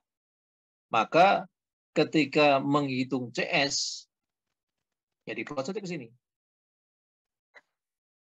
Tapi karena dia di sini, berarti kan kita mengambil yang ini. Ya, mengambil yang ini. Ini, nilai ini adalah sama dengan S1 dibagi, SD1 dibagi T kan. Ini adalah SD1 dibagi T. Jadi yang ini nih. Nah, SD1-nya dari spektra, T-nya yang tadi kita dapatkan dari analisis tadi. Apakah T maksimum atau T X dan TY kalau dia lebih kecil daripada T maksimum. Ya. Maka kita dapatkan CS untuk dua arah, baik arah X maupun arah Y. Kalau ada pertanyaan, silakan langsung saja ya. Kita akan lanjut ke yang lain. Baik. Setelah itu kita dapatkan, maka V-nya sudah kita dapatkan, sehingga kita bisa langsung ke pembagian atau distribusi gaya V-nya ke masing-masing lantai dengan cara yang ini. Ya, dengan cara ini. Faktor distribusinya adalah ini. Kalau kita lihat persamaan ini kan penyebutnya tetap ya. Yang berubah adalah ini. Jadi kalau untuk lantai 1, maka ini adalah sama dengan W1 kali H1 pangkat X. Ya, sedangkan X-nya adalah ini. Sorry, pangkat A ya. Hanya adalah ini. T-nya diplot di sini, misalnya, kalau 0,4 ya berarti 1 gitu ya. Misalnya 1 misalnya, maka didapatkan K-nya adalah ini, di sini. Nah, itu yang digunakan untuk sebagai pangkat dari tinggi lantai ini. Nah, ini ya. Oke. Nah, maka kita dapatkan F1, F2, F3 arah X maupun arah Y. Dan F1, F2, dan F3 ini kalau dijumlah hasilnya harus sama dengan V. Itu untuk kontrol ya. Dijumlah lagi maka hasilnya harus sama dengan V. Kalau tidak berarti ada kesalahan perhitungan. Sudah, kalau dapat itu ya berarti tinggal di run. Sudah. Keluar hasilnya ya. Nah, cara menempatkannya tadi, seperti yang saya sampaikan di depan tadi, ini kemungkinan besar tidak bekerja pada satu pusat massa yang kebetulan ketemu pada satu join. Jadi kita posisikan kayak F ini nanti sebagai beban dari frame, bukan beban dari join. Baik, ada pertanyaan sampai di sini?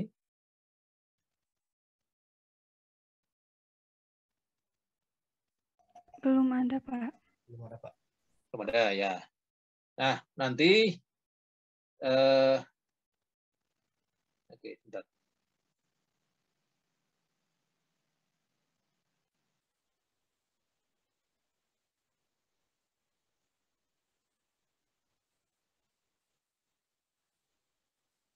Nah, nanti akan kita dapatkan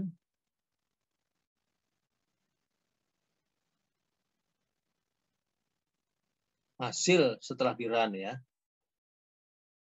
Hasil dari model kita setelah di-run dengan beban gravitasi dan beban gempa. Maka kita akan lihat nanti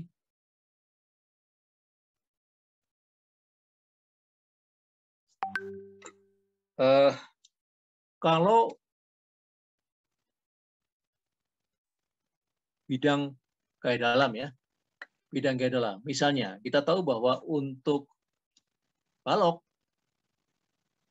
bidang momennya itu kira-kira akibat beban gravitasi adalah seperti ini. Ya, ini ujungnya bukan 1/12 lagi ya, karena ini frame. Kalau 1/12 itu adalah kalau tumpuan ini jepit-jepit ya. Nah, sedangkan pada frame itu bukan. Oke, jadi kalau saya gambarkan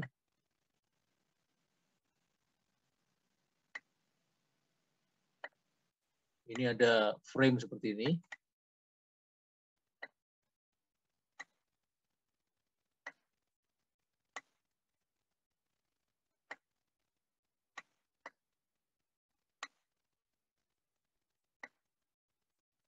Nah, tumpuan ini dimodelkan sebagai jepit ya. Tumpuannya jepit. Kalau hubungan ini apa namanya?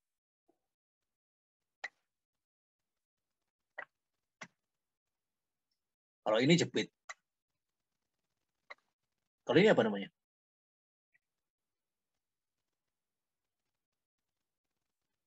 Ini apa namanya?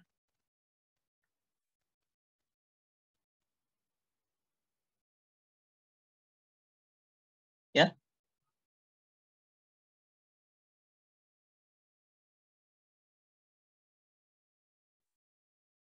Hubungan apa namanya itu? Ada yang tahu? Coba tolong dijawab Veronica, ada Veronica.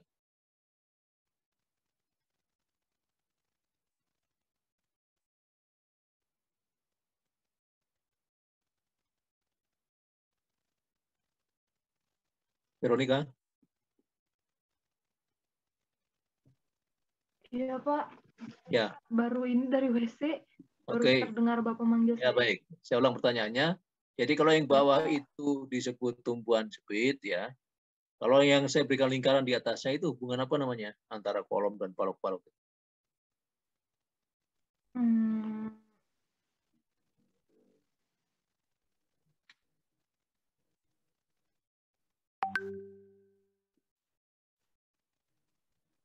Ya? Sendi, Pak. Apa? Sendi bukan, Pak. Sendi. Ya kalau sendi momennya bukan seperti ini. Momennya 0 kalau sendi kan. Join, Pak. Nah, iya, yang saya tanya adalah sifat joinnya apa?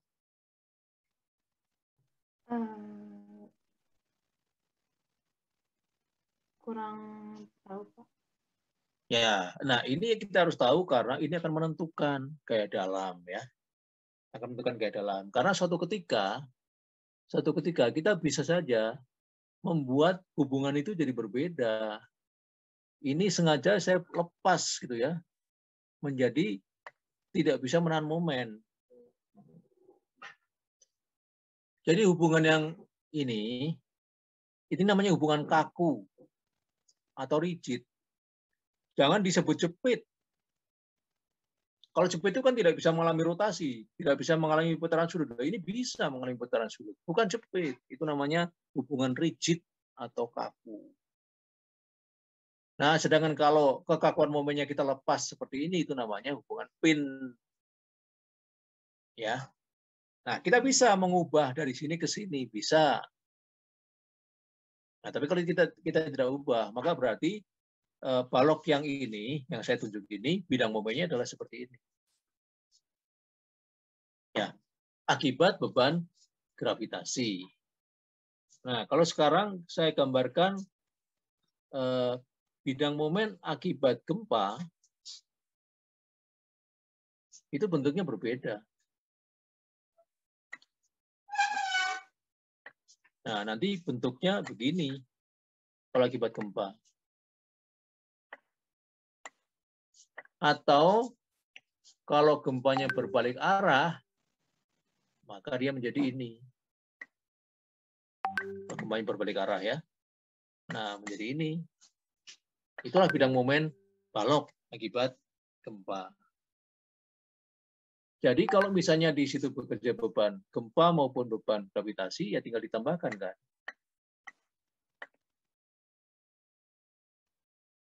Tinggal ditambahkan saja.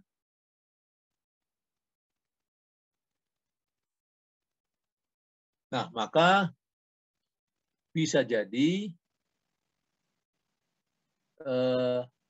setelah ditambahkan, misalnya yang merah ini plus yang hitam gitu ya, maka bisa saja momennya menjadi begini.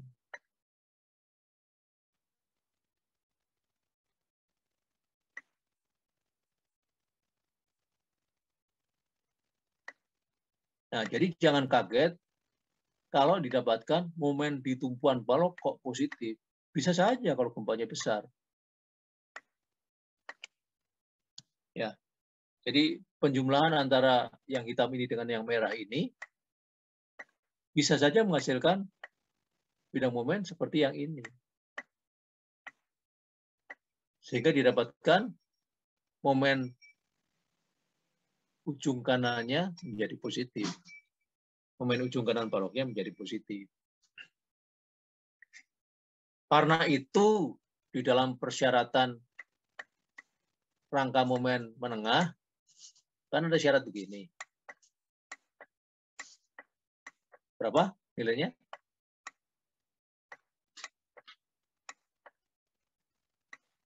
Berapa nilainya? Tidak boleh kurang dari sepertiga, begitu kan? Tidak boleh kurang dari sepertiga. Nah, inilah gunanya. Karena kita mengantisipasi kalau di luar dugaan kita ada momen positif di situ.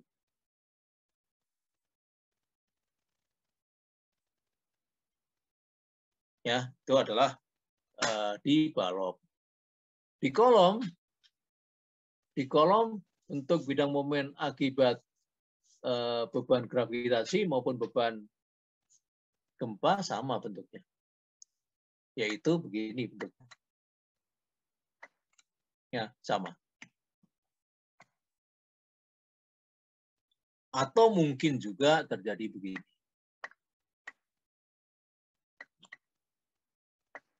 Ya, mungkin juga terjadi seperti itu. Meskipun kecil kemungkinannya ya. Tapi mungkin saja. Nah, jadi kalau seperti ini ada perubahan tanda momen ya. Ada plus minusnya. Sedangkan untuk yang kanan ini ya plus saja atau minus saja.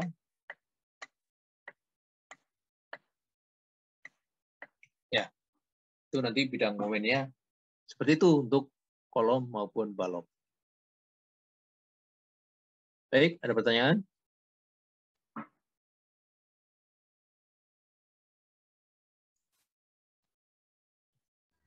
Belum, Pak. Belum ada, Pak. Ya, kalau belum ada, nah sekarang tolong disiapkan untuk kombinasi bebannya. Ya, kita lihat coba kombinasi bebannya seperti apa.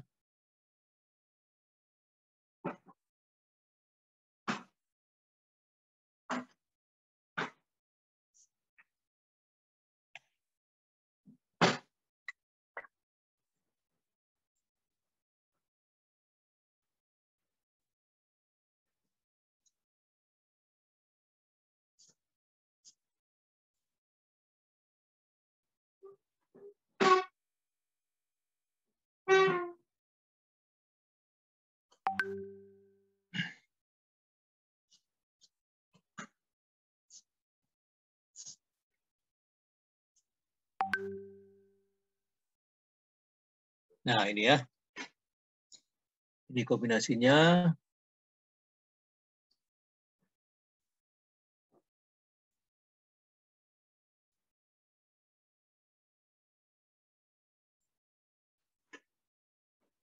Ya, ini.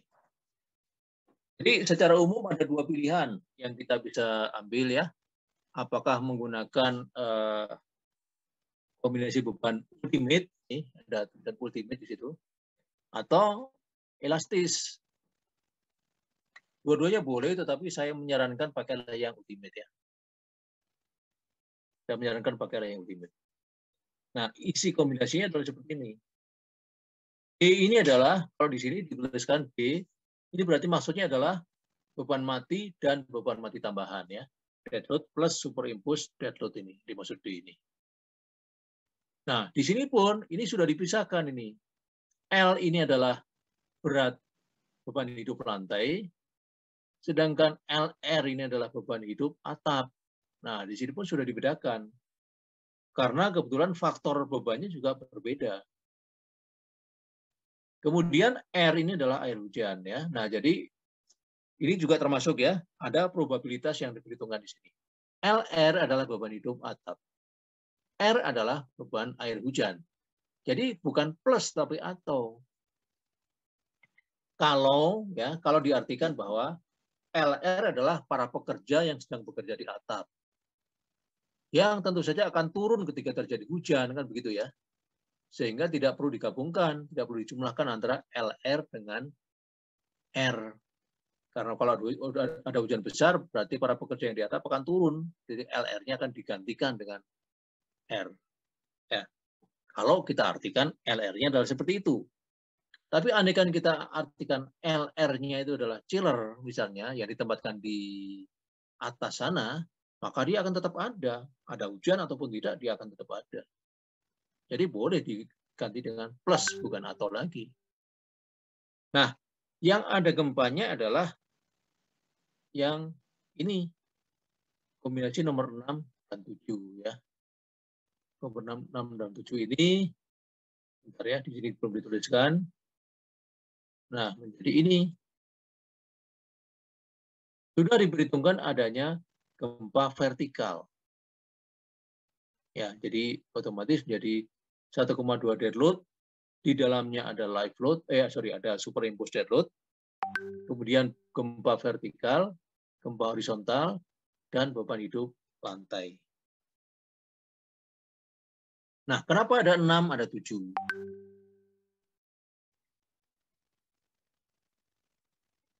Kemudian ada EV yang negatif di kombinasi nomor 7 ya. Jadi begini, untuk struktur yang mengalami gempa, misalnya seperti ini. Oke, kita buat yang simpel saja, misalnya begini ya. Ini ada tumpuan kiri, dan tumpuan kanan. Ya, simpel saja seperti itu, misalnya ada 2 kolom ya. Kemudian ada kayak gempa yang bekerja di sini. Ya. Kalau gempanya ke arah kanan, reaksi vertikal di R kemana arahnya?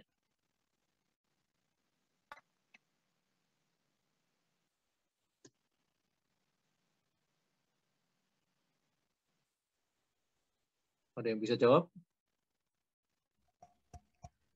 Ke atas, Pak. Ke atas, ya baik, betul. Kalau gempanya ke kanan, maka reaksi di posisi R adalah ke atas. Nah, tentu saja kebalikannya. Di kiri, dia ke bawah. Itu kan?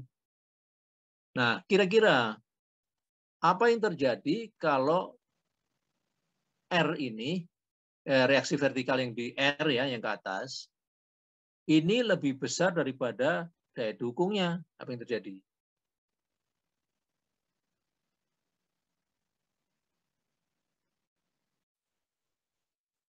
reaksi ke atas R ini lebih besar daripada daya dukungnya.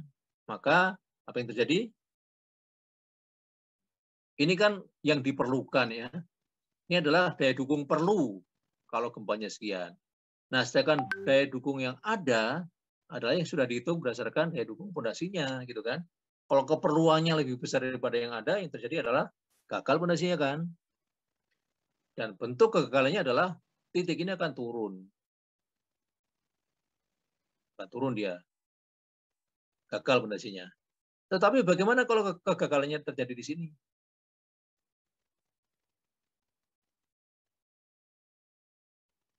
Kalau kegagalannya terjadi di kiri ketika gempanya ke kanan, maka titik ini tercabut.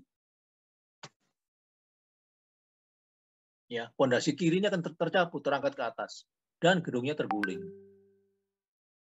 Ya, yang terjadi seperti itu. Nah, karena itu kita bisa bandingkan. Kalau ada beban di sini, maka beban ini akan memperberat yang kanan. Ya kan? Karena akan meminta reaksi yang lebih besar lagi. Tetapi beban hidup ini akan menolong yang kiri. Nah, karena itu di sini diperhatikan ketika gempa vertikalnya ke bawah, ada gempa vertikal ke bawah, ini arah positifnya yang ke bawah, maka dia akan memperberat ini. Ya, memperberat reaksi yang di kanan. Karena itu dia digabungkan dengan beban gravitasi yang besar. Ada 1,2, ada live load. Tetapi yang kiri ini justru akan tertolong kalau ada beban gravitasi. Karena itu di sini dikosongkan 0 dan di sini dikecilkan 0,9, kemudian dipasang kayak gempa yang vertikalnya ke atas minus. Ya, jadi intinya adalah kombinasi nomor 6 ini adalah untuk fondasi yang menerima beban ke bawah. Sedangkan yang nomor 7 ini adalah untuk fondasi yang menerima beban ke atas. Bisa dipahami? Bisa, Pak. Baik, nah ternyata itu belum selesai ya. Itu belum selesai, jadi sekarang kita catat di sini bahwa pada prinsipnya kombinasi yang ada gempanya adalah kombinasi nomor 6 dan nomor 7. Ya, 6 dan 7. Nah, sekarang kita harus lihat beban gempa vertikal itu seperti apa. Nah, biasanya ada di tempat yang lain ya.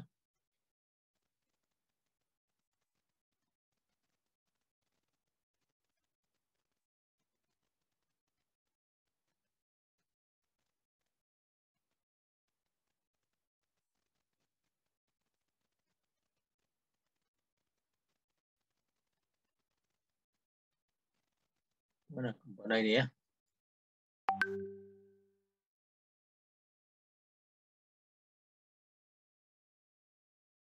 Oke.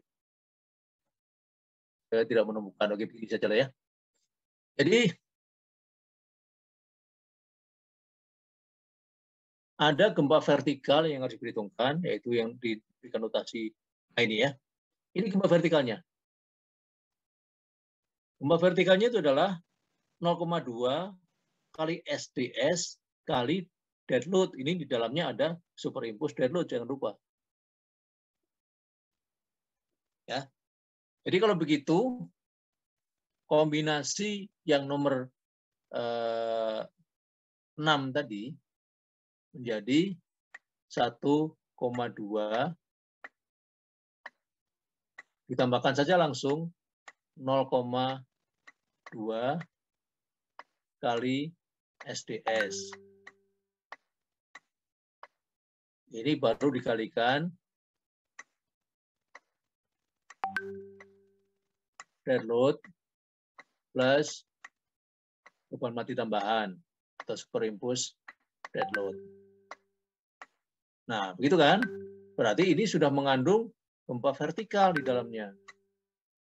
Yang ini kan, gempa vertikal.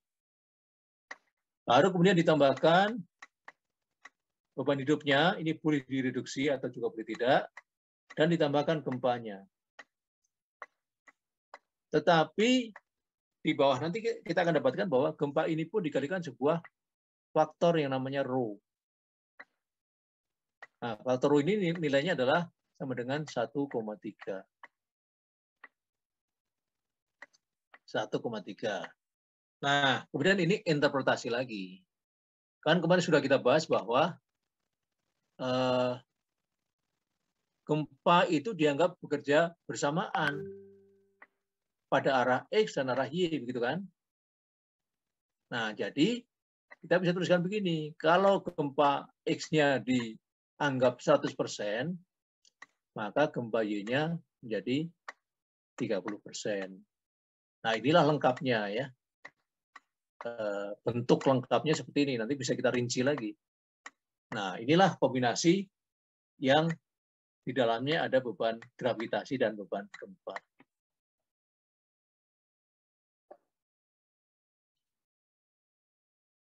Jadi coba sekarang ditambahkan ya, dibuat kombinasi bebannya menjadi seperti ini, baru kemudian di-run, dan hasilnya adalah gaya dalam yang akan digunakan untuk perhitungan kekuatan. Baik, saya kira itu yang perlu saya tambahkan. Ada pertanyaan?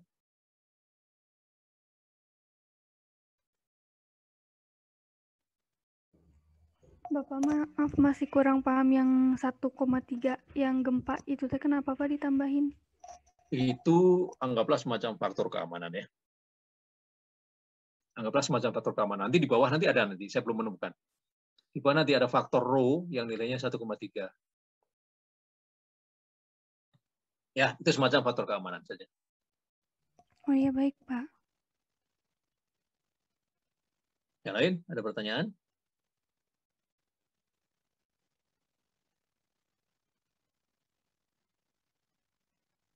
Baik. Belum ada, Pak. Kalau tidak, ya sudah. Mudah-mudahan bisa dipahami. Kita cukupkan sampai di sini untuk hari ini ya. Seperti biasa, sebelumnya silakan buka